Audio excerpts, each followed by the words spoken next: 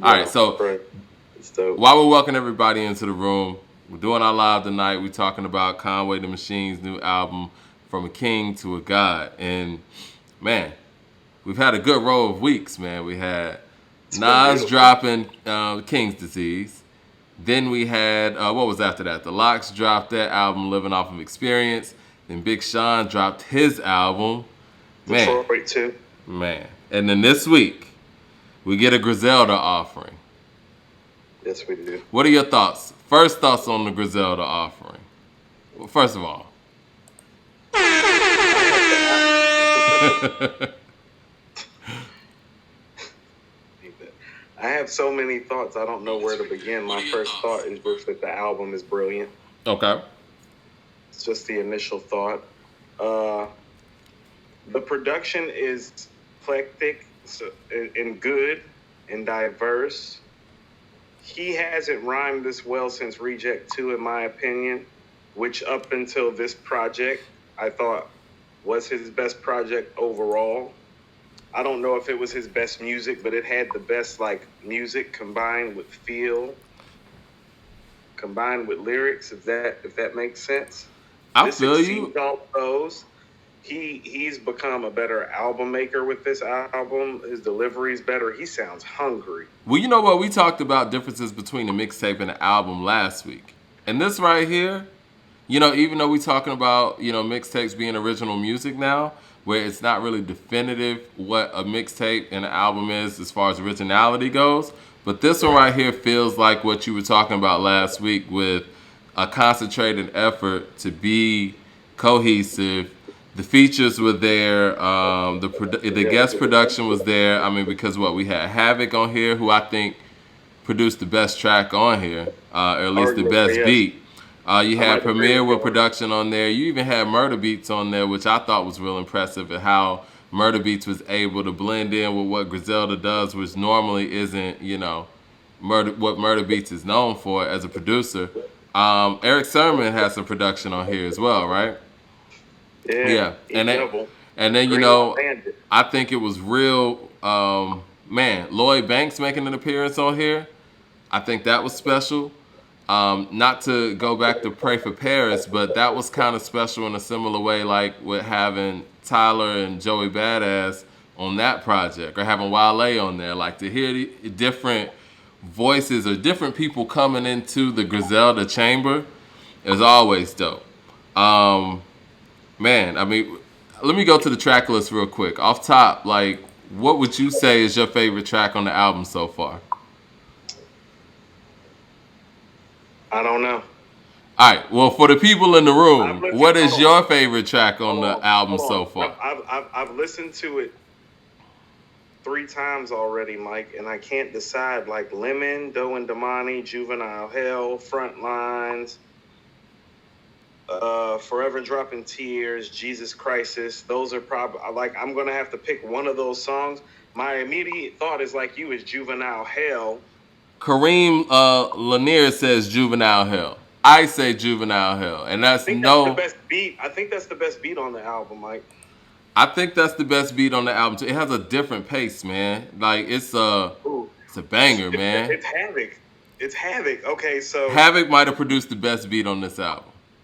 can we spin off into one of my first thoughts and just get into the production before we really dig into Conway too heavy, or like We can do like that. where We can do going? that. We going track for track. We want to like jump around. Like what we doing? We could talk production. Let me shout out some of the people that's coming in the room because people are continuously coming in the room. We talking about Conway's From a King to a God album review. Andre says Jesus Christ is his favorite. Um, That's let's on see. mine too. Yeah, But you know what? While people are chiming in the room, he went man, berserk on that. he did go berserk on there. That's where the messy line is on there, right? Yeah. Mm-hmm. The messy line's on there. But yeah, let's talk production. So I can't see the back of the album, but I already know that. And that's what I was just telling you. You know, we're gonna go back behind the scenes again between you and I. I said this album is very Illmatic, like to me. You want me to go through it? Because I can see it. And you want to talk through it in that way? No. Okay. I want to go macro before I go micro. Okay, go ahead. So overall, I said this album is very Illmatic, like in terms of how it was put together, in terms of he took different brilliant producers and produced brilliant results. Not saying it's one of the best rap albums I've ever heard in my life. It is easily one of the best rap albums this year. Right. But production-wise, I mean, let's look at the list here. Because, I mean, I'm just looking at the tracks, and I can remember, I mean, Okay. like Alchemist, DJ Premier, Havoc, Eric Sermon, Derringer. Who else do I got, Mike? Where else are we going after that? Let's see. We got Murder Beats produced. Murder Beats. Yeah. Somebody else that I think is like inside the camp now too. Like did a Beat Butcher. Beat Butcher, yeah. Beat Butcher did Spur 3. Beat Butcher did work. Yeah. Beat Butcher did work. And he did the joint with Freddie Gibbs, which I thought was dope too. Beat Butcher also did Frontlines. Yeah, Frontlines is dope. Frontlines is his best beat. Hit Boy did Fear of God. And Hit Boy, that's who we're Hit missing. Boy. So, yeah, your producer of the year. Yes. Yes. And he still is producer of the year so far. But I just want to highlight the fact that here's what I mean about how great Havoc is. Havoc low key does this on a lot of people's project where he literally does the best beat on a star-studded lineup. Like he's capable like that. Like for me personally, Mike, I've said this to you before. I think the setup might be the best beat on It Was Written. It's funny you mention that. I don't want to get too far, of course. We were talking about It Was Written yesterday. And Hook-wise, Juvenile Hell reminded me of that today. I feel you. I was like, he was giving that energy like he did on the setup. And it's that same time. It's that same type of pace of beat where Havoc, when he brings that heat, man, it's so underrated because most people who aren't heads don't hear tracks like this, Mike. They don't hear the setup. They don't hear I agree. Juvenile Hell. I agree. I agree. It's like he's bananas. I agree. And think about it. This is with Alchemist and Primo, like right there on the album too, and Eric Sermon and Derringer and Hit Boy. Like these aren't like And but you know what? The fact that I love Hav. You know how I feel about Mobb Deep and Hav and P Mike. Like Hav always shows up with the beats. And you know what? We got to shout out Westside Gunn too, because Westside Gunn's executive producer of this project, and you can hear his involvement in the how fluid it is. I mean, we always talk about with the Griselda camp, Westside Gunn having the strongest projects, not just because of production, but just because of flow and how things are put together. And you could tell that he really had a hand in this one, and the flow. It was different than other Conway projects. Like all Conway shit's hard. Like Conway comes through with the bars. He picks beats pretty well too. But this one flowed in a very different way. So I want to back up. That's one of those things that I kind of wanted to like break down a little further. Okay, go ahead. When you listen to the Shay interlude about Conway, where he's specifically talking about Conway, not about Griselda, not about the move, the one where he's talking about Conway, right? Which I think is the words from Shay, though, the first one, before Front Lines, and he talks about Conway's competitive nature. I want to talk about how, like, his competitive nature is showing on this album, and here's what I mean. You hear Shay talking about it, it's like he don't care if it's his own brother. and right now, his brother really is like that guy, and his brother has made 2 of the best 5 albums this year, in my opinion, and the best album of the year, in my opinion. And then you have people giving his cousin, who is Benny, quite frankly, more recognition as a lyricist than he has gotten without doing as many quality projects as he has. Like, I feel like Benny has 2 great projects under his belt. I feel like Conway has contributed to about 4 or 5. Huh? And so just from within his own family and within his own camp, I think he has noticed Benny's ascension and Westside's ascension. And, quite frankly, not as many people are talking about him as they're talking about the other 2 or the projects that he released this year. And he sounds hungry, like he's competitive like that. And I told you, Mike, he was my personal favorite because I like that competitive nature and fervor, like in an MC. It's the angst, Mike. It's part of the culture. He embodies that so well. And And this is a response to all those things. This is a response to his brother and his cousin's recognition. It's a response to the fact that, if you want to be honest, lyrically, he hasn't been as good in years 2018 and 19 as he was in 15, 16, and 17. That's if you're being super critical. Right. But he's ahead, Mike, so he's super critical, and he probably, hears everything, and even like motherfuckers like me saying what I just said. Well, Robert Stewart in the room says that there's not a weak song on the album. He's right. So, Mike, hold on. But I was going to say, I might go a step further. There might not even be a weak verse on the album. There we go. So, Mike, I mean, we just talked behind the scenes. This album made us go Pray for Paris, because my first listen was like, okay, damn, like, thought Pray for Paris was going to win Album of the Year, and not so sure after listening to his big brother drop his project. Well, this is the thing. I know you were saying Killer Mike was MC of the Year so far. And I think Conway, Conway's MC of the Year at least. He might not have Album of the Year definitively because of Pray for Paris. And, it's not a hands down. I mean, it's close. We'll see how these things match up towards the end of the year. But, I mean, I definitely want to give him MC of the Year because he showed his ass on this album. And I'm a Benny guy. I think he just went ahead and put himself ahead as the best MC in Griselda in my mind. I mean, I know for a lot of people, you said Conway was your favorite anyway. Brutus is my favorite Griselda song, right? Brutus off of Supreme Blind Tale. He had the best verse on there. Deshaun Stevenson said over Nas. Yes, I'm gonna be honest. I think that this album is better than King's Disease. And did he perform better as an MC than Nas on this album than Nas did on King's Disease? What do you think? I want to unpack everything that you said, and we're going to get to Deshaun Stevenson's comment as well. Okay.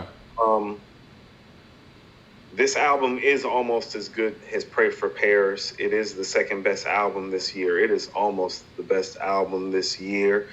And I want to tell you, here is where songs like George Bondo matter. Yeah. Because how about this? And this is why I agree. Mike, this is why I told you George Bondo was the rap song of the year, because when I heard George Bondo, I heard the type of record that's going to separate the album of the year from the second album of the year. And the only difference I can tell you really about Pray for Paris and from King to a God is that George Bondo and Allah Sent Me are slightly better than Spurs 3. Because other than that, if you were to go track for track, I could actually tell you that Conway has West Side on most of the tracks if you go song for song. Like, one of my favorite tracks on Pray for Paris is Euro Step, which is track 7. Mm-hmm. Like, I already know the track listing to Pray for Paris because it's a classic. Like, Euro Step is track 7. Frontlines is track 7 on here. Frontlines is better than Euro Step. Lemon, we're going to get the meth in a minute. Like, Fear of God is just as good as No Vacancy. Doe and Damani is better than the Tyler and Joey Badass track that's on Pray for Paris at track 4. I can keep going down. Juvenile Hell is better than French Toast. It is. Yeah, it is. But what we're going track for track, and that's why George Bondo and Allah Sent Me matters, Mike. I told you those two Griselda tracks, and the fact that those are two of probably the 4 or 5 best tracks the 3 of those guys have done together are on Pray for Paris, and they're not on Conway's project, is literally the difference between the projects. It's that great. Listen, all right. I agree with you. The fact that Allah Sent Me is slightly better than Spur 3, but I feel George Bondo is much better than Spur 3. That's what I'm saying. Yeah. It's that separation moment, Mike. It's that separation moment. It's like, because some people are going to like Spurs 3 more than Allah Sent Me, and that's when you say, well, it's not better than George Bondo. Yeah. All right. Well, let's go to some of the comments. Jay says, "Man, Pray for Paris is Hold on, still hold on. album of the year." I want to, hold on. We're not done because we didn't get to Deshaun's comment Okay. about better than Nas. And this is from probably one of Nas's biggest fans. Conway hasn't rapped like this since before they really made it big. He sounds hungry. His delivery is crazy. His lyrics are crazy. It's not like it's not a conversation, but Conway is the MC of the year right now, Mike. And you're right, because he went crazy on every joint. Nas didn't go crazy on every joint on King's Disease, and I'm a fan of his. It's like, Mike, he didn't go crazy on Spicy. It's just a well put together record. You know what I mean? He didn't go crazy on like the record with Big Sean. It's just well put together. Now he went crazy like on Blue Benz, 27 Summers. Like he went crazy a lot. But you're right, Mike. On every track, Conway is like, it's like a gymnast when they're like getting off and like trying to hold their feet straight when they land. It's like he's landing his feet straight every time when he flips off the beam. And you know what? And that versatility, I mean, like I told you before we went on air, I was really impressed with how Murder Beats production just slipped right in there, and he sounded comfortable on that too.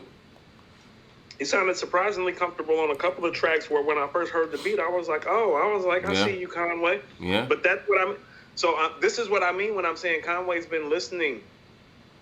He usually doesn't do records like that. Right. But he realizes that he's not being recognized, Mike, and he doesn't like that. And he's like, no, hold on, you fuck niggas. Like, I can do that too. I find it interesting what they're doing with Armani Caesar too, because you'll hear Armani Caesar on that, and then she got the DJ Premier produced single, and then you know what she was on Fly God 2, and it's like you listen to some of her stuff, it sounds more of like what's on the radio. I have no idea what her project's gonna sound like, and it seemed like this feature, you know, for the track that he has with Murder Beats with her on it. What's the name of that track? So I'll just refer to it as the Murder Beats track. What is it? Anza? Yeah. I think it's Anza. So yeah. So that track was clearly, I felt like that was clearly put on there to shed some light on Armani Caesar. That's West Side. That's a West Side move. It's a well played move. Yeah. Armani Caesar, I told you, man, Armani Caesar is like Foxy Brown in The Firm in 96, 97. Like, and she's doing it almost as well. Like, I'm impressed. Like, I keep on looking at the track list. I keep on trying to find the song, and it's like Anza, if that's possibly the weakest record on your album, I think you're talking about an album that is like a borderline classic. That sounds like it's probably going to be the single, if there is a single. And it's probably, you know? No. I mean, I actually think Forever Dropping Tears should be the single, Mike. It has that Crossroads feel to it, like that original Crossroads feel, not the remix. The remix. Version. Yeah, like the original Crossroads version feel, where it's like you really love the record because of where it's coming from. This album is so great. I'm all over the place. So tell me where to go next. Well, you know what? Let's read some of the comments next. Method Man's verse on Lemon. Okay, well, hold that thought. Let's go to some of the comments real quick. Yeah. Jay says, "Man, Pray for Paris is still album of the year." Yes. Jashawn Stevenson says, "I love the Nas album. I'm about to listen to the Conway because y'all talking greasy. LOL."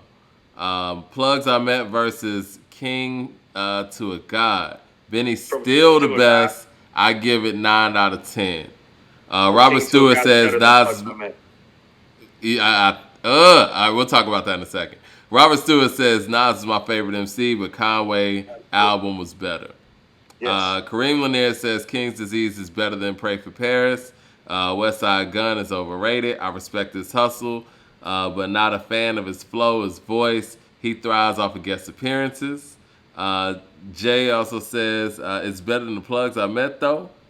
And the Real Greasy. All right. Yeah. So, where you want to go with that, Mike? Well, which one, you were gonna go to Method Man's Lemon verse. No. I want to cover the people that are taking the time to comment first. Okay. All right. Well, let's go to. We'll start in order.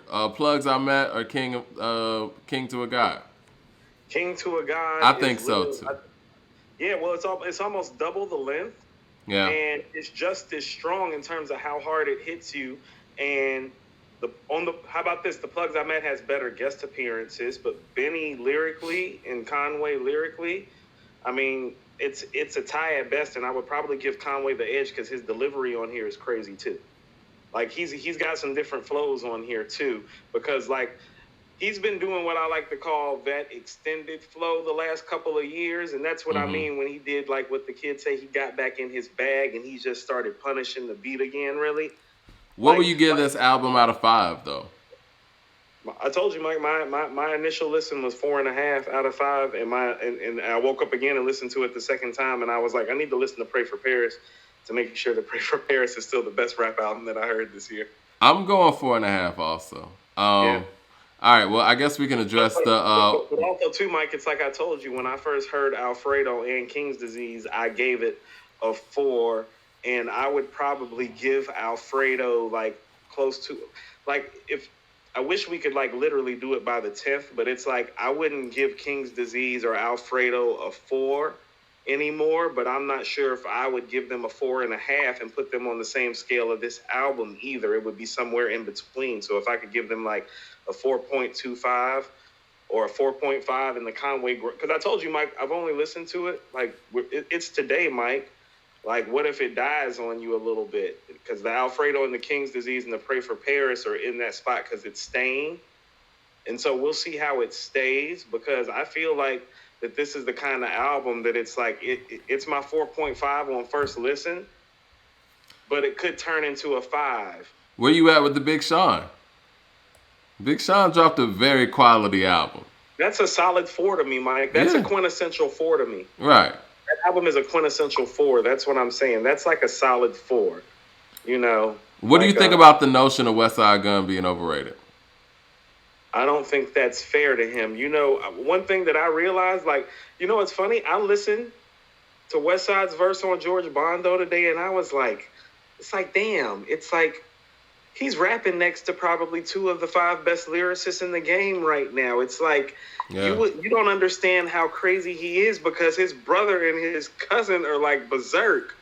It's like he's like, how about this? Like, Mike, it's like he gets checked into the facility, but they're wrapped in straitjackets. Like, it's like he's crazy too. It's just like he's not in a straitjacket like they are necessarily. He's not there, but he's dope as fuck, Mike. His gifts are somewhere else, man. He's not overrated at all, Mike. Like, he's done more great projects than some of my favorite MCs who have ever lived.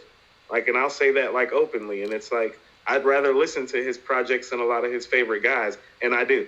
And that's the thing. I don't think it's about him as a lyricist. It's not about him as, you know, and I get it. His voice is an acquired taste for some. But if you talk about a person that knows how to put together projects and hip hop music and albums that you enjoy listening to, and he does thrive on features, but he puts those features in the right place, I look at him as more of an arranger, man. And I don't listen to Westside Gunn as a spitter.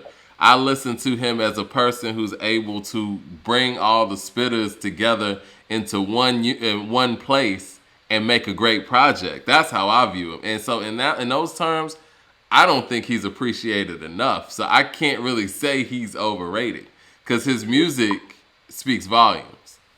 Mike, he has a lot of Dr. Dre in him, if that makes sense. Yeah. I mean, I was gonna say that when I was speaking that, I was thinking Chronic 2001. If you could put that, I was thinking Chronic 2001 when you said it. I was like, that's how Dre had become by the time. Like how about this? The Chronic was an experiment that went wonderfully well. Doggy Style is like the zenith of the experiment, and Chronic 2001 is like the mastery of the experiment. And that's what I mean. Like, Pray for Paris, and now like King to a God. This is the mastery portion of where he's at with it. Has an executive producer and has an MC. He's really dope. Like, how about this, Mike? How about this? Do you think he's a better MC than RZA? I don't think so, no. I mean, I know it's such a trick question, but I mean, RZA is RZA is a lyricist, He's a and better yeah. RZA's a better lyricist, but I asked you if he was a better Well, MC. I guess he is a better MC than RZA, because RZA, we don't really hear a lot of. Well, I mean, obviously the Bobby Digital stuff, but it's not like you get a lot of RZA projects with 3 verses and all that stuff, and holding his own. But that's a I don't know, man. It's a different comparison, but I don't know. I'm just Just you I'm could just looking tell I'm looking for a level to gauge him at. I'm looking for a level to gauge him at because so many people talk about how he's overrated. Oh, I don't like his voice. It's like so I'm trying to like RZA has a different voice. RZA for me was always somewhere in the middle in terms of being an MC in the Wu-Tang Clan. And I told you, Mike, they're the next best crew next to Wu-Tang, like that's ever come out of New York. Like, Andre this is says where an they're A and at. R. Andre says he's an A&R, and I agree with that. I view him as more of an He's A&R. everything. He's He's an able to, artist. He's an yeah, A&R. He's an executive producer. He wears a lot of hats. He's brilliant. because his ability is not only to scope out talent as MCs, he's able to scope out production talent as well, and bring everybody together and get people in that studio to make hot ass projects. And so, Songs. No, Mike. Here's what I mean when Dr. Dre like song selection, song sequence.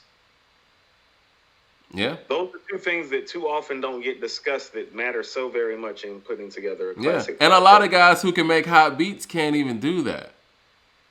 You know Yeah. what? I love the Neptunes. I think they are the best, but they're not the best at sequencing projects. Hold on. You think they're the best at what, Mike? I mean, just track for track. If we're talking about their versatility as producers, and and just being able to write all genres seamlessly.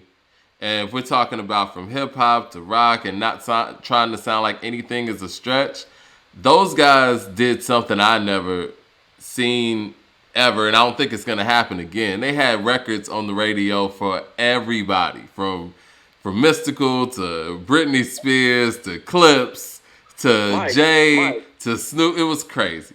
But Mike, I don't want to get Mike, too off course. Mike, there's a producer from their own state that was literally doing the same thing and did it first and just as big. His name is Timbaland. I think Timbaland's great. I think that Timbaland is, as an individual, yes, I can say Timbaland's better than Pharrell as an individual. We're talking about Pharrell and Chad. You said they were the best. I think That's what they I'm are. saying. They're As a not even- collective, they're I not- think they are. Oh, as a collective? Yeah, Yes, But as I'm a just saying they're not collective. even the best in their state. I But think they okay, are bro. as a collective. I mean, I love Tim, but I think that his style, when you talk about melodies, Chad Pharrell's not better than Timberland and Missy. I think they are. And I love Missy. No, Mike. If we're talking about hits on the radio and diversity, really? Yeah, Because I Missy's think a they are. songwriter too. No. But, Mike. all right, Like, I love look. Chad Pharrell That's an argument for a versus whole nother Missy. day. You want to know what?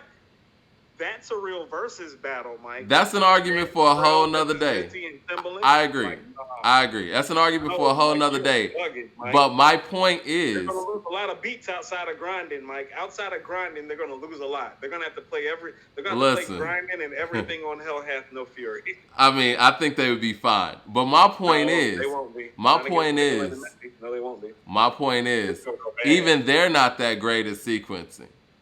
And as great as those producers are at making individual tracks for individual artists, they're not great at sequencing projects in the way that a Kanye, a Dr. Dre, or even Westside Gunn is to a certain extent. I totally agree with you. Timberland and the Neptunes are not good at sequencing. Yeah, projects. they give you spot production. You know what I mean? Like they'll give you some They hot can joints. produce your whole project. They should not executive produce your whole project. I think Kanye's the best in his era at that, honestly. I mean, from B to his projects to Daytona, I mean, it is what it is. Now, as far as the 90s go, we got Dr. Dre. Hold on, you want to know what? It's like one of those things where it's like, yeah, but Just Blaze makes better beats, but okay. But he's not a better producer than Kanye. He's a better beat maker, though. Yeah, yes, better I get beat what you're maker. saying. And that's what I'm saying. The project, yes. A beat, and that's what I was saying about Westside Gunn. Even producers who are dope beat makers haven't mastered what he's been able to do. You're right. So pretty much to sum it up, like, no, he's not overrated. He's very much like possibly underrated because I they're think having a so. special moment. You want to know what today made me feel like? Today really like made me feel like it was some Wu-Tang shit, and it was 1995, and it was like getting today was like getting the purple tape earlier in the year and then getting Liquid Swords later in the year from the same crew and being like, well, and because Liquid, how about this, Mike? Liquid Swords was a moment where it's like, okay, they got shit on lock. They're running this rap shit right now. It's not like not arguing or debating that shit. Like there are other great guys, there are other great solo MCs. Like you could put those other great solo MCs together. Not sure they could fade this crew though. That's how strong this crew's coming right now. They're having That's a how Wu-Tang quality 95. they're Their having the 22 Wu-Tang is a 95. Wu-Tang This is 95. like the purple tape and Liquid Swords because Mike, I still feel like to this day, like my favorite three rap albums that year were Only Built for Cuban Links, The Infamous, and Liquid Swords. And and lyrically, I know that Liquid Swords is better than The Infamous. I just love the way The Infamous feels. I love the Dirty version too. Shout out to Dirty, R.I.P. man. That's one of the craziest albums I've ever heard. Dirty Literally. was the best album that year, but I mean, like I literally felt like that year, if I was like rating the albums based on how I felt that year, it would have been Only Built for Cuban Links, Liquid Swords, The Infamous. Sometimes you know, but And no and this is no that Me moment Against the for World? huh? You're a pot guy. No Me Against the World? No? I mean, I would probably go Me Against the World, but I mean, how about this, Mike? Like, I'm also objective. Like, those three albums to me, even to this day, still hold up better than Me Against the World outside of some bit. Like, he had some home run moments on Me Against the World, and it's a great album. But it's not better than The Infamous. It's not better than Liquid Swords. It's not better than It's the not. Purple Tape. It's not. And you know how I feel about Pac. And Me Against the World is one of his best three albums. Not better than those albums, though. Jay Like, says how the about Purple this? Tape is top 5 greatest rap album ever. I agree. It's number 3 on my list.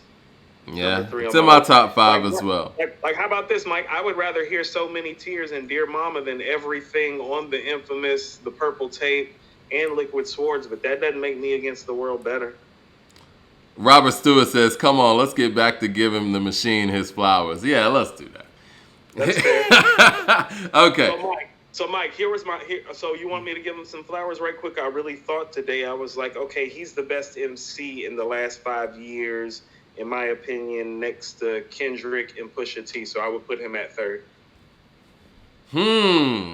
Now that's interesting. I mean, we talk about Hold on, who Kendrick said they now. wanted some flowers? Is that enough flowers for fam? Is Conway better than Kendrick? No, but like I said, after Kendrick and Pusha, I would go Conway. Me personally. But I told you, Mike, like I don't like that happy shit, you know, and I don't count guys like Black Thought or Nas anymore either. No, we're talking about right now. Like I think Yeah. that we've gotten the best that we're gonna get from Black. And we have.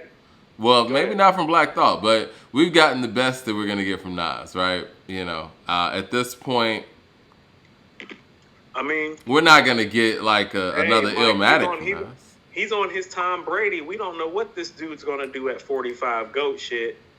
I mean, if he's on his Tom, even Tom Brady's not going to get us one of those undefeated seasons this season and throw for like 50 touchdowns. That's not going to happen. I mean, a 45-year-old rapper just made one of the 5 best rap albums in 2020. I mean, Goat.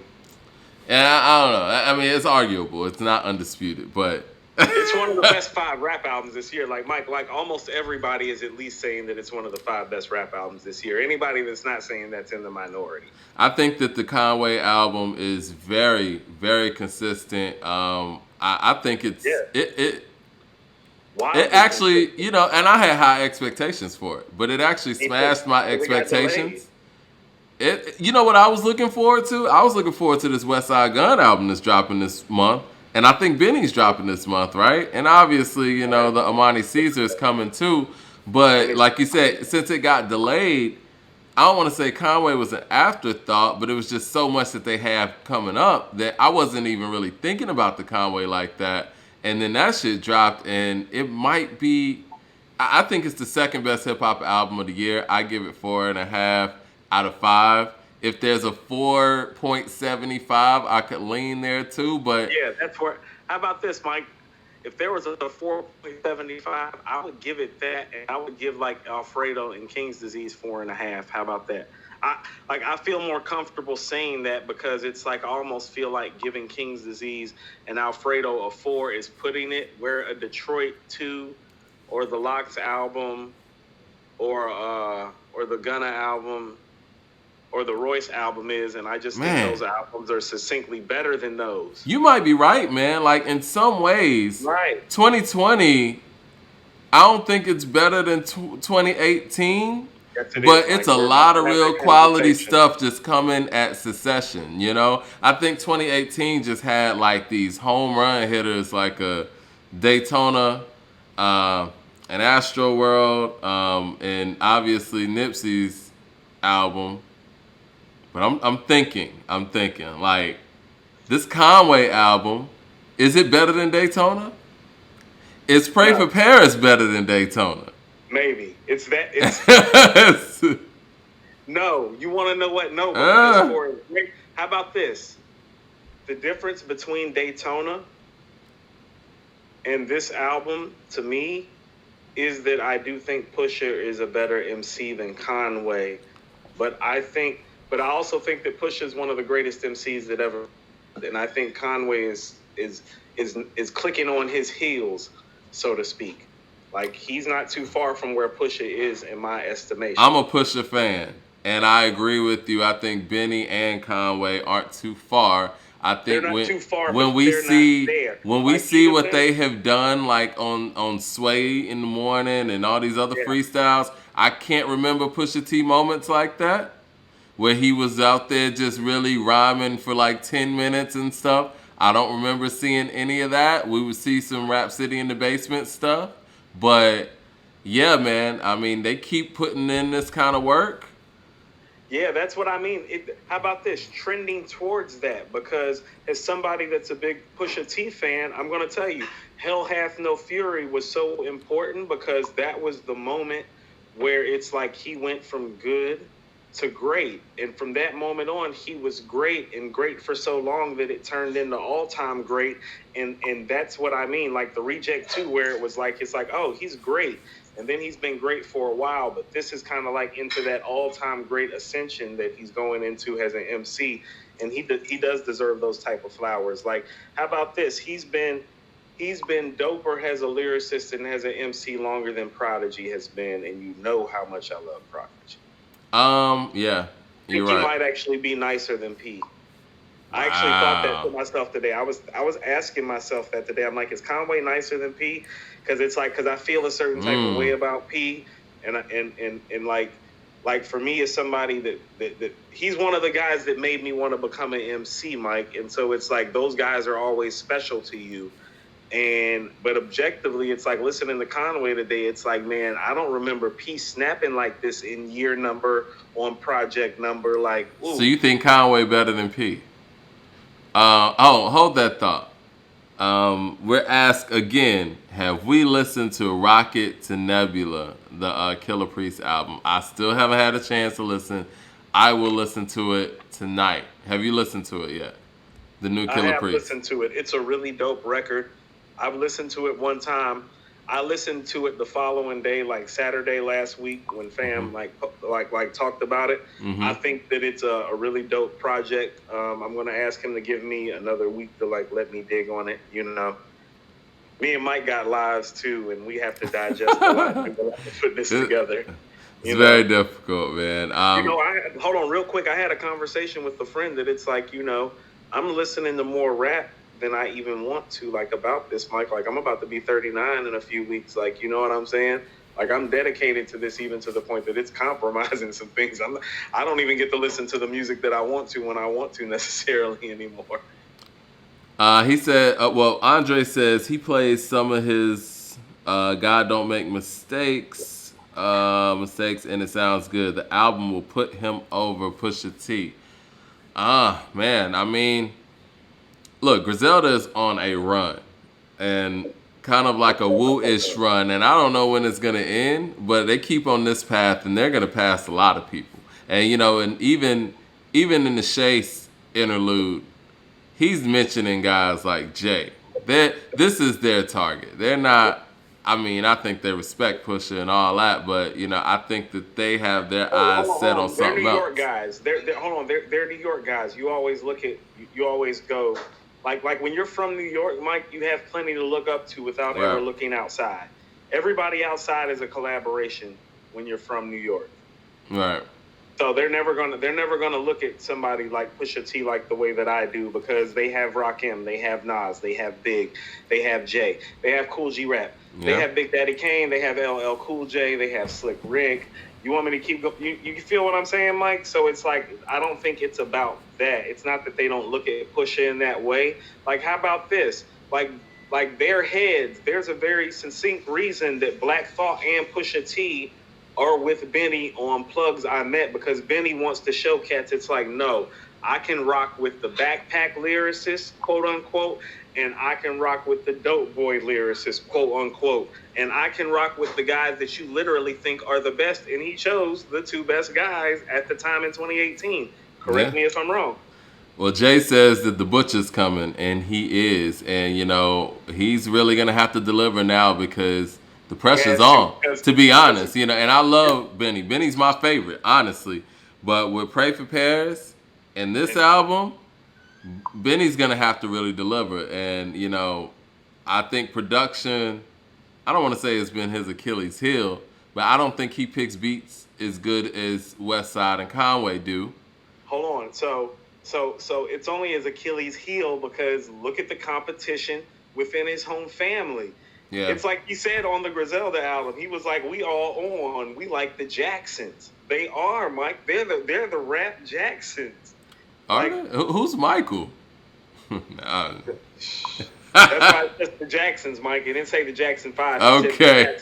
He said the Jacksons, not the Jackson 5. So nobody's Michael. Smart. Hold on, Benny Smart. Benny Smart. Conway and Westside is right there. Hold on. You want to know what my favorite line on the Conway album is? Because it goes deep on so many levels.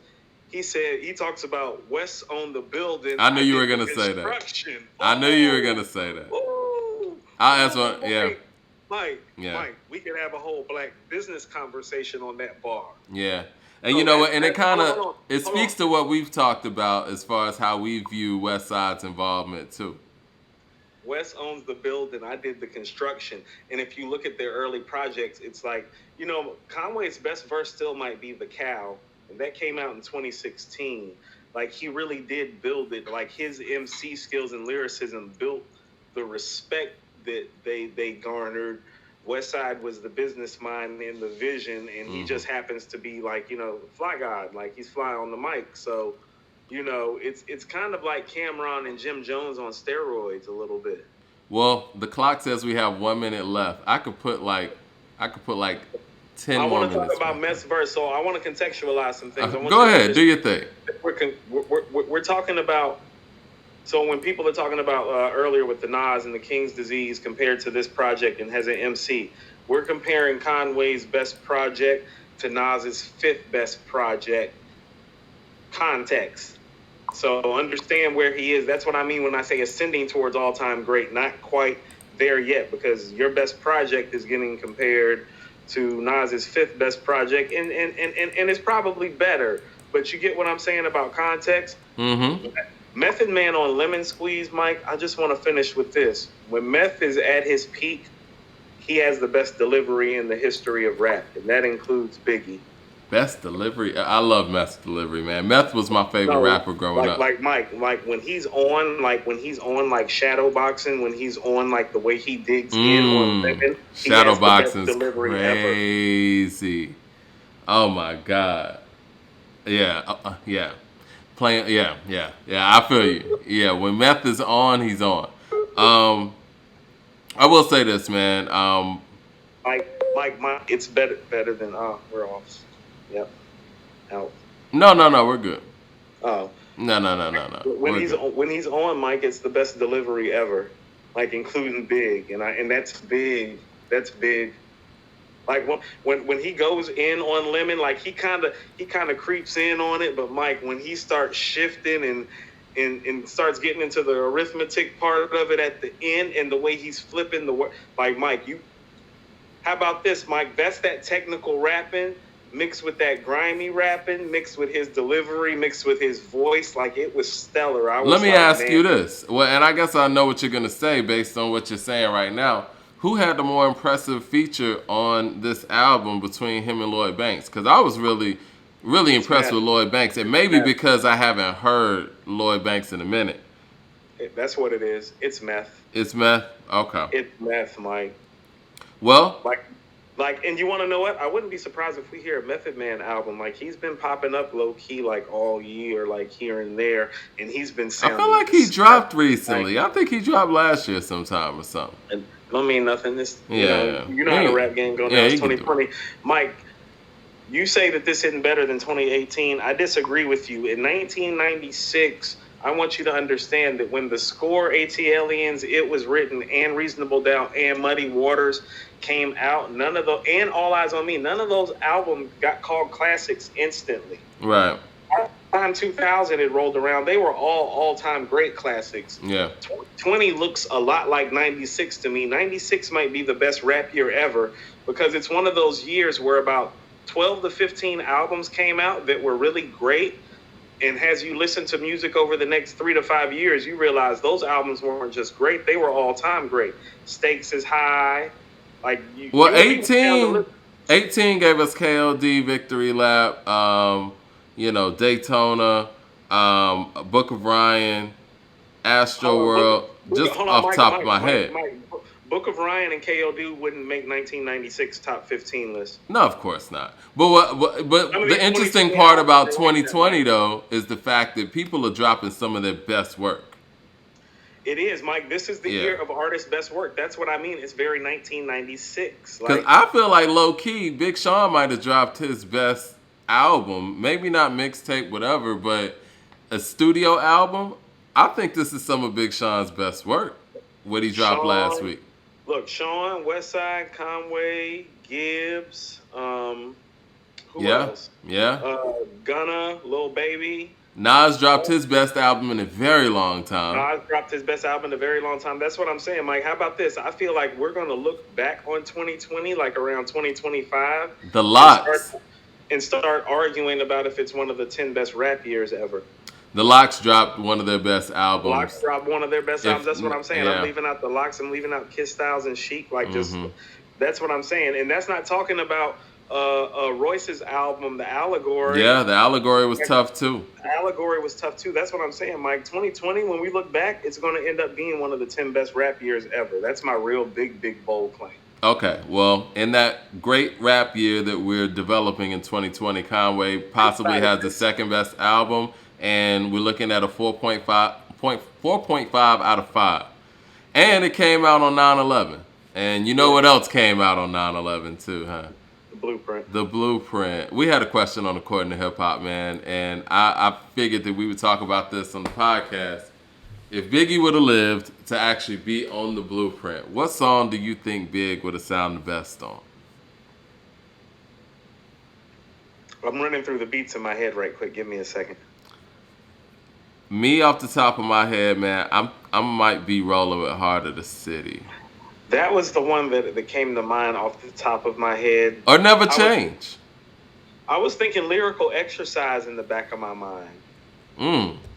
I was thinking him, because here's the thing, him and Jay flossed. They never really got busy with it. Right. And when I remember hearing Jay on Where I'm From, and it's like, I wish I would have heard him with Big on some more murderous type shit. Yeah, you're right. They were more on the flossy tip because even Brooklyn's Finest. Brooklyn's Finest is flossy. Yeah. Like Biggie's first verse on Brooklyn's Finest is grimy, but Well, they were on that Puff song together. Don't count that. But Young G's, you talking about Young G's? Yeah. That's Young G's is dope. Yeah. Young G's is dope, but that's still kind of flossy, Mike. Even though, Jigga talking about, I keep it something like the hood, like the in Quarter Waters. Yeah. Yeah. What's your favorite song on the Blueprint? Oh, Mike, I mean, it's You Don't Know. It's You Don't Know or Lyrical Exercise. Yeah, you You Don't don't. Know is one of my like top 5 J songs. Yeah, I agree with you. You don't know is my I'm with favorite you, song in the baby. Blueprint, and it's I top serve three for water to a me. well. Yeah, it's top three for me. I think Dead Presidents 2 is probably my favorite Jay song, and then You Don't Know right after that, to be I got perfectly honest. Politics as Usual, Imaginary Player. I would probably go You Don't Know after that. Dead Presidents 2 is up there for me too. Imaginary Player I is really top love, 5 for me, yeah. yeah. He's Um, he's got a lot of heat to choose from. Just personal favorites, yeah. and obviously Graduation dropped today. Are you a big Graduation fan, That's the Kanye? third one, right? Yeah, that's the third one. I'm not as big a fan of it as other people are. It's what I like to call Ye's stadium flow, though. It was a generational shift. I mean, I think it was huge that he beat 50, and I think that the fact that him and 50 came out on the same day, it basically was that passing of the torch in the mainstream of gangster rap being the top selling thing to more of a, I don't want to say conscious, but I think Kanye is the guy that opened the door for the regular guy with no street credibility to be a star in hip hop. The Drakes, the J. Cole's, I mean, even Kendrick to a certain degree. Like, before, you had to have this street credibility to be the No, biggest star in hip hop. And I no, Mike. also believe that Kanye is a big part of guys using their regular names, too. Mike, you're absolutely right on all accords and accounts of everything that you just spoke of. Kanye's biggest impact, although he is one of the best producers ever, one of the best executive producers ever, and in a lot of people's opinion, one of the best MCs ever, and has one of the best catalogs ever. His biggest impact musically may be the lane that he created for the guys that have come after him. Yeah. Because there have been a lot of guys that have become major and become successful that, quite frankly, Mike, would not have able to been to. They wouldn't have been able to get a contract 3 years before Ye had his deal, Mike. Because even if we look at people like Andre, right? Andre 3000, his success was predicated really on the fact that he piggybacked off of Big Boy's credibility. You know, I remember. No, no, no, no, no, no, no, no. Listen to me. Listen to me. Listen to me. I remember growing up here in Atlanta. Here we go. No, I remember growing up here in Atlanta, and we accepted a lot of the things that Dre was doing because Big Boy was there. We knew Big Boy was keeping it solid and not going to let the music or whatever Dre was doing go too far. You know what I'm saying? And the fact that You're saying no, I know. I with don't Big know Boy what you're saying. co-signing the blonde wigs and all that stuff allowed Dre to be able to do those things in that group. Kanye did all this stuff alone. You know? So, Mike, so I'm going to tell you something. So you're going to have to educate me a little bit. I left Atlanta in 1992, and I did not return to Atlanta until Mike. I moved here actually the day before 9/11. I moved here 9/10/2001. So I was gone from Atlanta for 9 years and was in North Carolina, which is my original birthplace. But part of the reason why I love Outkast is because while I was in Charlotte and in Greensboro, they reminded me so much of the Atlanta that I grew up in. And so I would come down during the summers, but I wasn't in Atlanta during Outkast musical run. I was actually in Charlotte and Greensboro. So I didn't get any of the word on the street stuff that you may have gotten. Yeah. And so you're going to have to speak to it because for us in Charlotte, like Dre really didn't get weird to a lot of dudes until Aquemini. Mm-hmm. And, by then, by then, Mike, they literally made one of the best rap albums ever. It was 3 straight classics. It's like nobody cared. The music was so good because Charlotte is a very unique place in the sense that, how about this, Mike? Charlotte is one of the few places that embraces a group like Mobb Deep and 3 6 Mafia all the same. And that's why I love Charlotte's hip-hop scene. Like 3 6 is just as big in Charlotte as Mobb Deep is and vice versa in terms of people who love them. Right. And that's amazing. I would say this. I mean, what you heard on Return of the Gangster, what's up with Andre? Is he in the Cody? that's the stuff that Big Boy would get. And Big Boy would always Right. just shrug it off on like, that's my boy, I'm with him. You know what I'm saying? He want to do. Big Boy was there explaining what Dre was doing. It was almost like, Dennis Rodman and Michael Jordan, right? It was Oh, like, you don't even have to explain Dennis Rodman now because Jordan's here. yeah. And if he's cool with it, it's all good.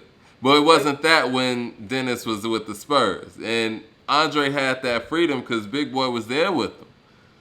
That's funny that you say that, Mike, because I remember I was a senior in high school when Aquim and I came out, and I can remember the first time I heard that verse on Return of the Gangsta, and I was like, damn, are niggas in Atlanta really saying this about Drake? Yeah. You know? Yeah. Yeah.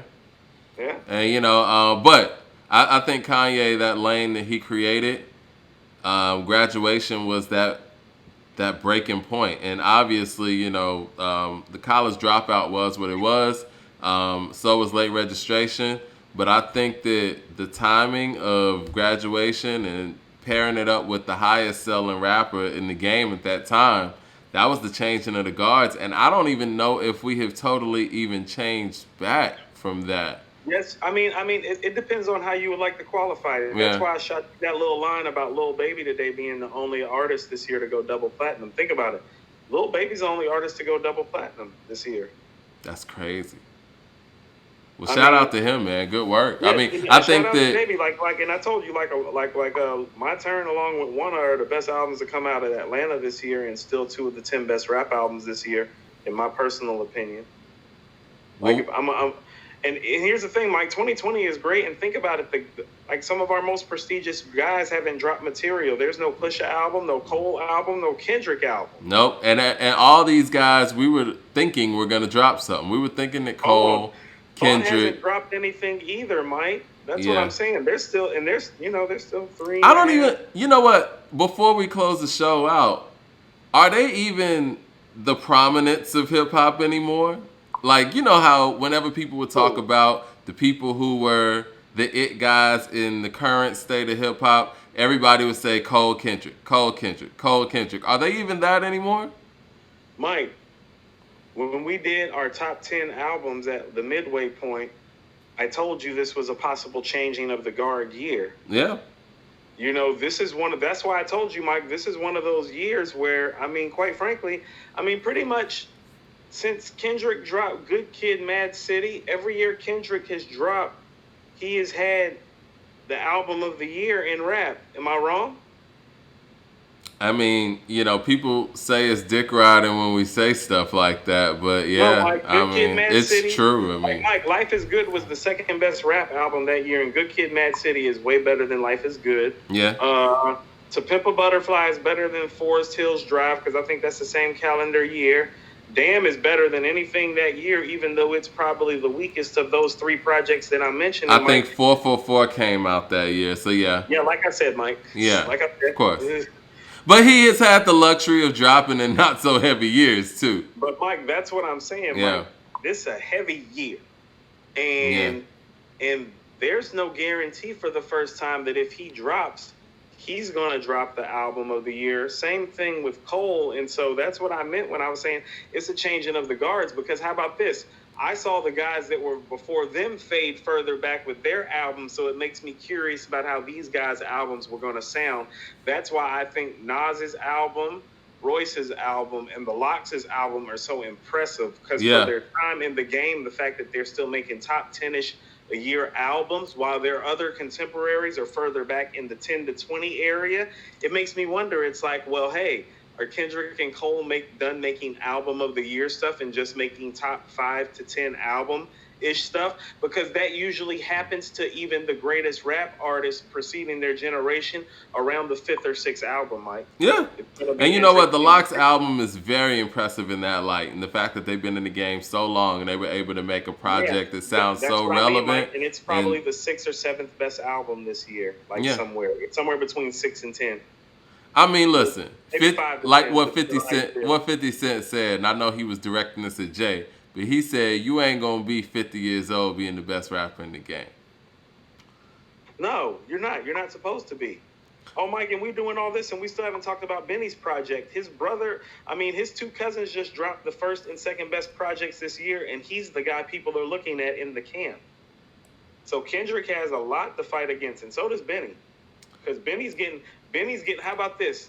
Benny's type of love, I wouldn't call it that like Nas or that Kendrick love, but he's getting that Kiss love before Kiss's first album. Griselda has a cult following, as they should. They are bringing consistent, hardcore hip hop music. When I say it's a Kiss following, Kiss had the cult following that came from Rough Riders, but he also had a little bit of a mainstream following that came from Bad Boy.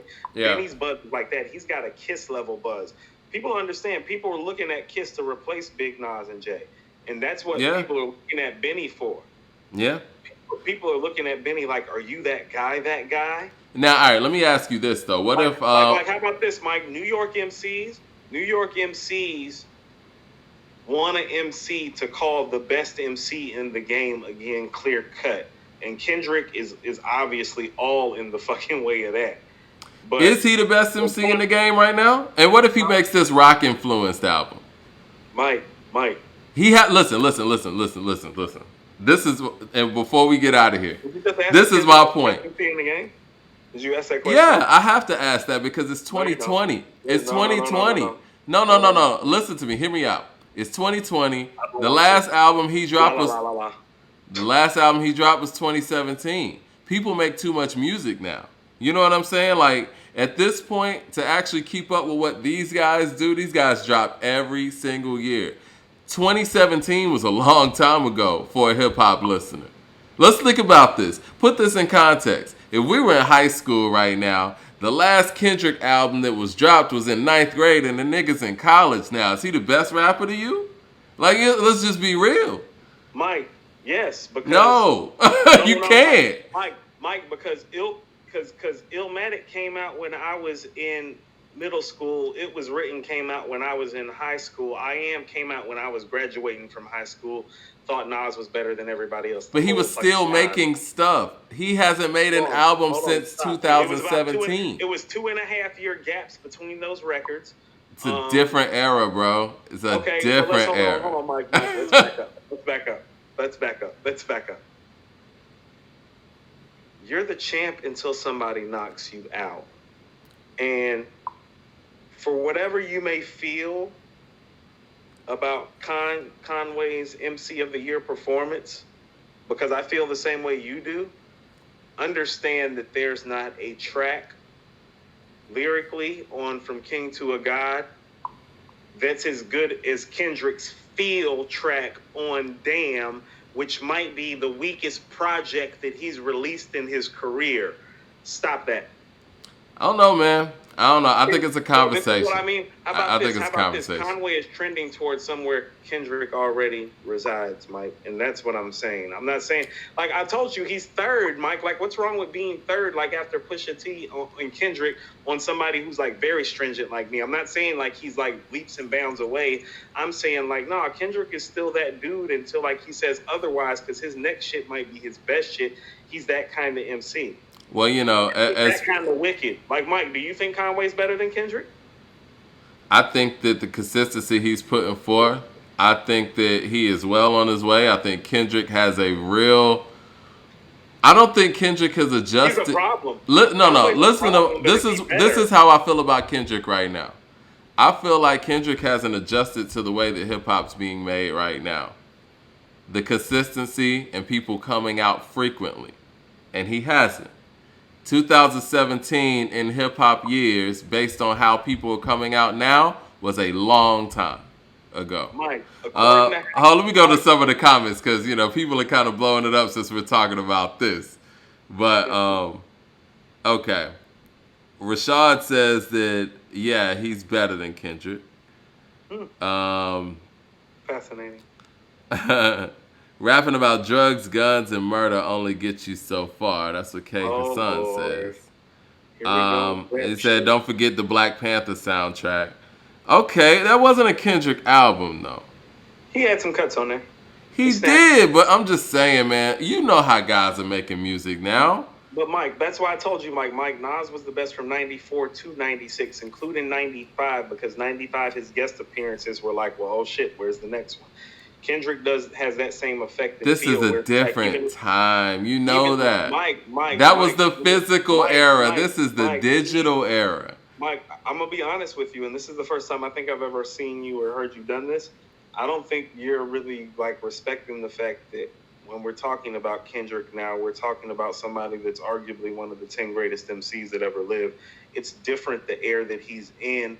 When you have 3 classic albums under your belt, which very few guys have, you get to like do what you want because that's what Nas gets to do. That's what Jay gets to do. That's what all those other guys with 3 classic albums get to do. He has that same license and right, and that's the way it is, and that don't matter what era. It's always been that way, and it's you're talking about a whole different, and it ain't even about eras. It's just the way music is made now. Mike, in the last 10 years, he's made 3 classic albums.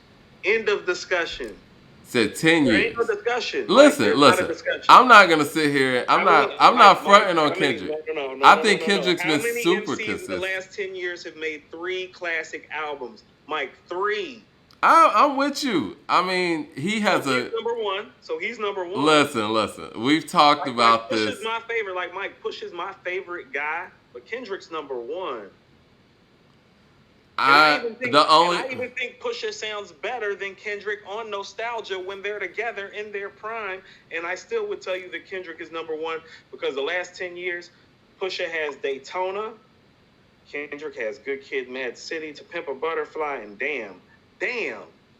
But you know what? You could be right.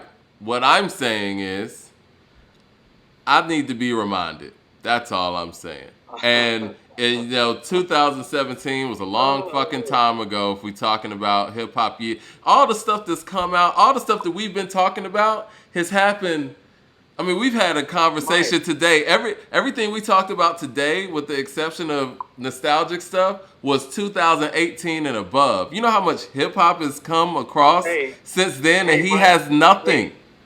Hey, Mike, remember when people thought that, like, Joe Frazier and George Foreman were better than Ali? And then Ali came and popped back up and he whooped them both. I would love for Kendrick to prove me wrong. I'm just saying I'm skeptical.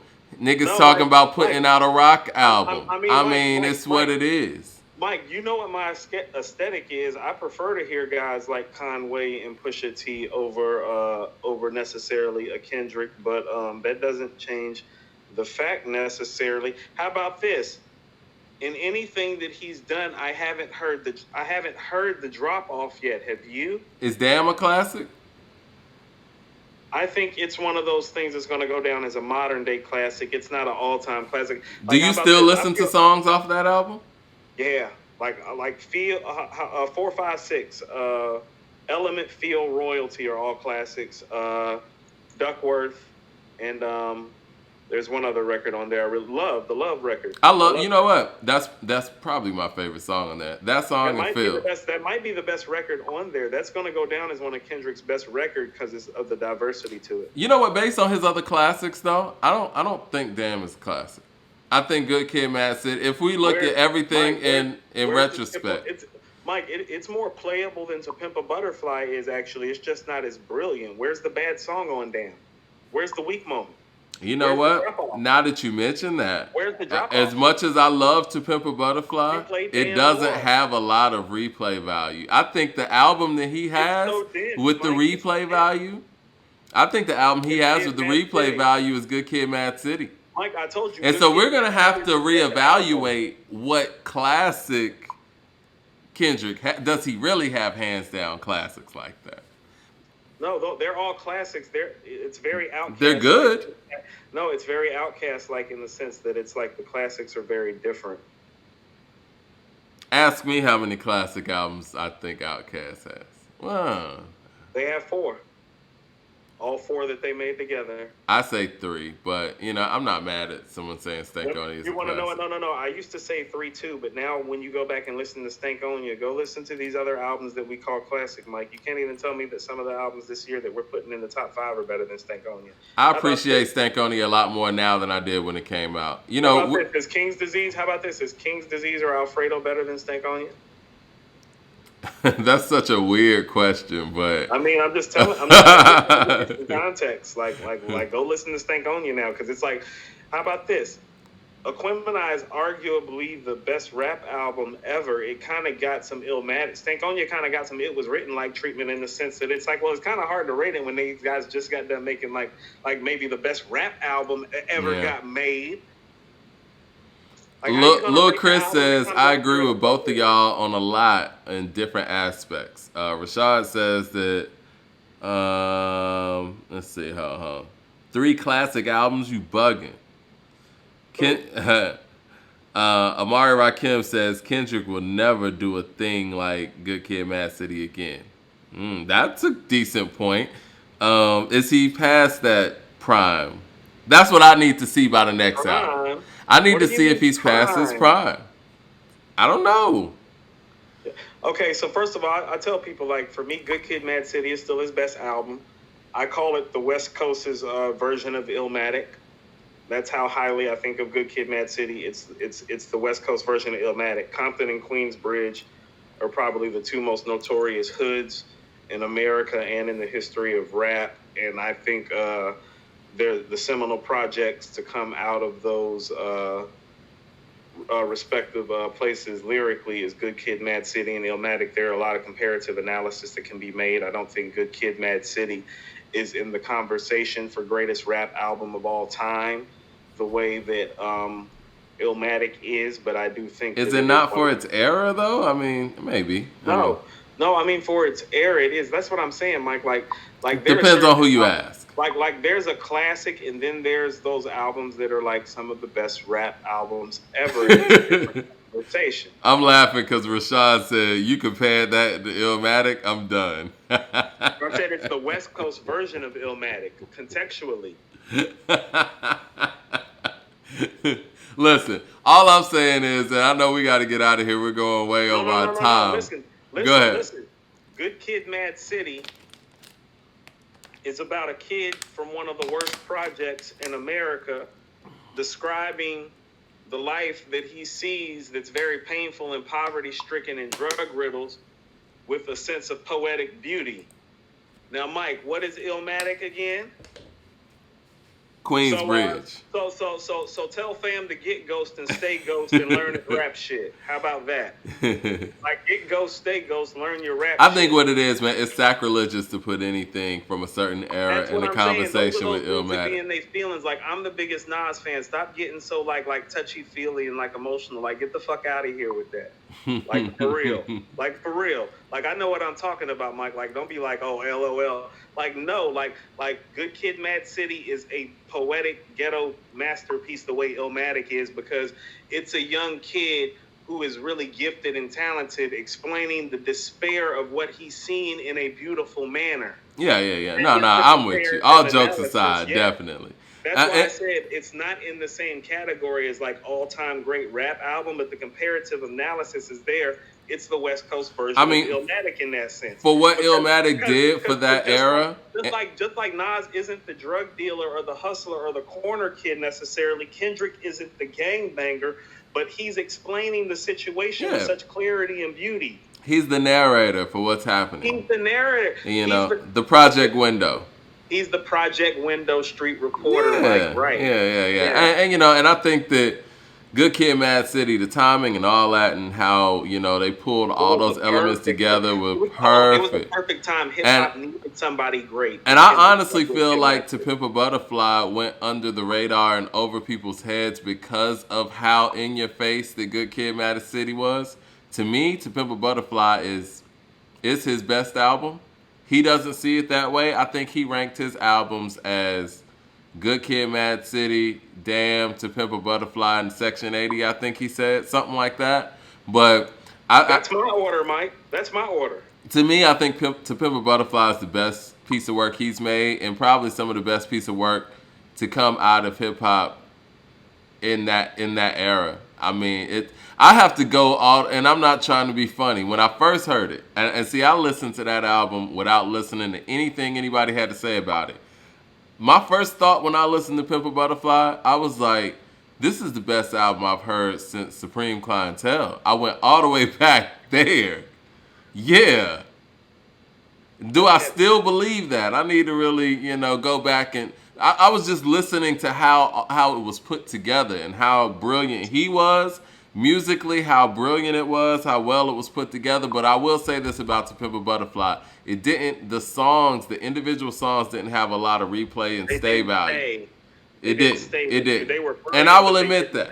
I will admit that. But if we talking about structurally and how that shit was put together, Lil Chris says To Pimp a Butterfly is his best, hands down. Yeah, I mean, if you want to get all nerdy and musical and all that, it's definitely the best one to me. If you want to get technical. Yeah, I like getting technical musically, but we talk about patterns and all that Whatever, Mike, I'm just saying. But yeah, practice. all I'm saying is, Mike, we talking about practice? Right. All I'm saying is, man, Kendrick, if you're out there, I would love for you to remind us that you're on the top of the game. But at this moment, I don't think he's at the top of hip hop. I can't say that. He hasn't dropped a full album since 2017. You're wrong. Hip hop works in sections, and here's what I mean when hip hop works in sections. Probably sometime towards the end of this year, I would imagine we're gonna do like an album wrap up of the decade from 2010 to 2020. And I would imagine we're probably going to cover probably the 10 best projects over the last 10 years. No, we did that last year. The decade's been wrapped up. Oh, right. This is the first year of the new decade. Right. Okay, so Mike. So it's over. Hold on. How many of Kendrick's albums made? Kendrick was all in there. It's a new decade. We're starting over. He's not. So you're saying it's a new decade. You're saying in 2020. After you just got done giving him praise in like November, December for probably Mike, who won? Did he win Artist of the Decade? I think he was MC of the Decade or something like that. So your MC of the Decade might be faded.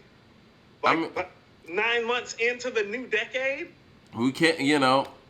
Look, man. In 1990, there was new guys in town. We weren't talking about what Rakim did in '88. Let's put that in context, though. Look at Paid in Full. Paid in Full, 87, right? Rakim lyrically in 1997 was probably better than everybody, like not named Jay-Z or Nas or Redman. But no, let's look at it in these terms, bro. Like, 87, Paid in Full came out. It's 1990. In 1997, Mike, when he dropped the 18th letter, go listen to It's Been a Long Time and the Saga Begins and go find me 5 better MCs than the God. What I'm saying is, what if he didn't drop? What if he didn't? No, Mike. No, listen to what I'm saying. 3 years. No, Mike, you be being disrespectful. You've been disrespectful to a lot of great MCs lately, Mike. You need to stop. It was M last week. Now you're disrespecting Kendrick. I think Kendrick's top 10. MC of the decade. I think Kendrick's top 10. 9 months ago. 9 months ago, he was the MC of the decade. Listen. Oh, shit. I don't know. What the fuck, Mike? No, I think Kendrick is top 10. I put Kendrick over. I think he is all time. I think Kendrick's top 10. He is top 10. I think he's top 10. Probably like 9 or 10. But somewhere up there, whatever. I think the work that he's put in. I think the work he's put in puts him on the top all-time list. But is he the top guy right now? No. He ain't dropped in 3 years. Mike, you can't be. Every year there's a new best MC of the year, and he ain't on the radar. Mike, stop that. Because here's where you're wrong. All-time greats are on the radar when they're on the project number that he's on. What project number is he on? I guess it depends on who you're asking. Are we starting at Overly Dedicated or are we starting on Section 80? I say Overly Dedicated. We're starting Section 80, Mike. You don't want to start with Overly Dedicated? That's a brilliant album, too. That's fine. Let's start with Overly Dedicated. Overly Dedicated, Section 80, Good Kid, Mad City, To Pimp a Butterfly, Untitled, Unmastered, Damn. So, project-wise, we're on Project 7. Where were Jay and Nas at on Project 7? You're right. This is All all right. time stuff. All right. I Thank you. agree Thank with you. you. Thank you. So like he still got gas in the tank. Mike, stop acting like that. Like Jay and Nas on project number like 5, 6, and 7. I don't count Untitled as a project. That's literally unreleased and unmastered stuff. Okay, so And I we're on don't count 6. overly dedicated. So I treat it like he's had literally Section 80, Good Kid, Mad City, To Pimp a Butterfly, and Damn, Mike. So he's on project 5. number 5. You know what? Hold on, Mike. You want to hear what project number 5 was for Nas and for Jay, Mike? Go ahead and count it down for the people right quick. 5 was the blueprint, right? Off the Right. top of What my was head. 5 for Nas? 5 for Nas was it Godson? Stillmatic. Was it Mike. Stillmatic? Okay. Yeah, Stillmatic and the Blueprint. Those were their 5th albums. He's Oh, was not it? done. He's great like they are. Yes. Yeah. Yeah. Nostradamus is the 4th album. I Am. It was Well, I'm written- looking forward to hearing his Blueprint That's what I'm or saying. How can you Stillmatic. talk about like an MC that's on his 5th album that you're calling one of the 10 greatest MCs? Like when you're a top 10 all-time 10 great MC and you're on your 5th album, like I'm talking about the only 2 guys that have done it before that in 4 albums. You get what I'm saying?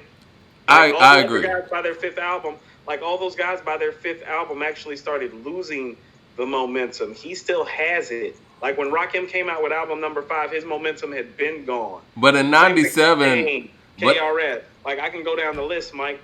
Like you can name them. But I mean, throughout history, period.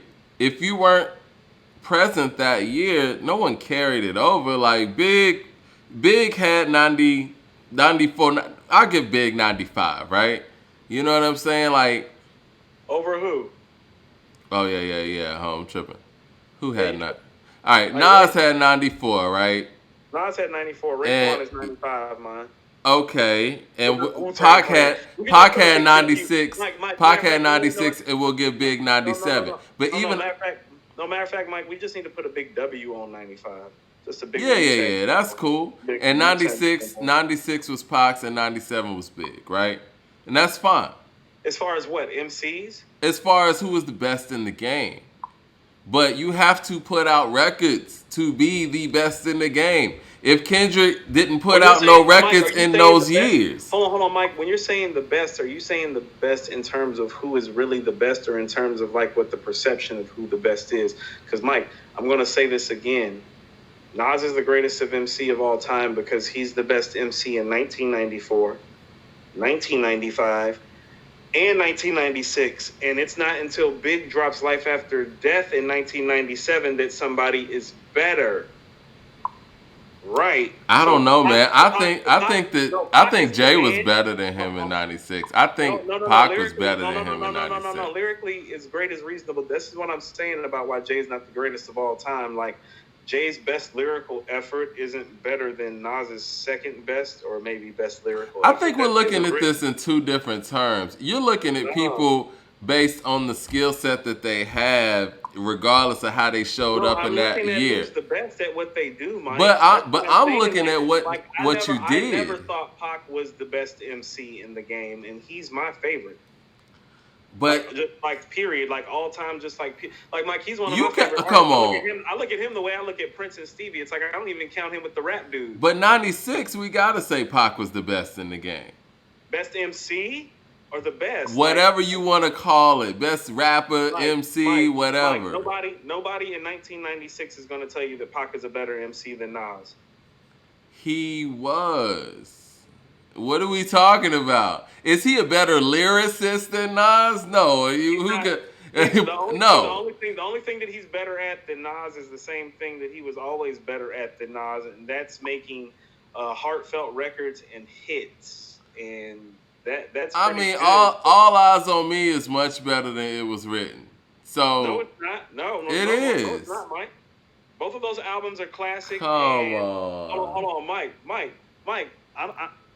You must think higher of book 2 than I do. If you're talking book 1 of All Eyes on Me is way better than It Was Written. But if you're counting book 2 in with book 1 of All Eyes on Me, then it's comparable to It Was Written. I just hate to be the one to break it to you. I disagree heavily, man. You know how I feel about Pac, Mike. I think you're bugging. Mike, I Gave You Power might be lyrically the best rap song ever made. And that's not counting Silent Murder, Take It in Blood, The Message, The Setup, shootouts, affirmative action. I'm not talking. I wasn't a huge fan of affirmative action, honestly, and Nas is coming and all we're that also stuff. talking about the fact, hey, Mike, you want to also talk about something too? It was written stayed number one on the charts longer than All Eyes on Me did. It was number one for 4 weeks. We got somebody in here that says It Was Written is better than Illmatic, and we talked about that kind of stuff, but all right, well, before we get too long-winded, it's time to go. it's You time already know to what go. it's time to do. It's time to go. All right, we'll see y'all next week, and I'm not sure what album is dropping next week, but I think it's some heat. So, well, shout out to Conway for this one, and we'll be waiting next week to review the next one. Kendrick is a top 10 MC. You've been very disrespectful.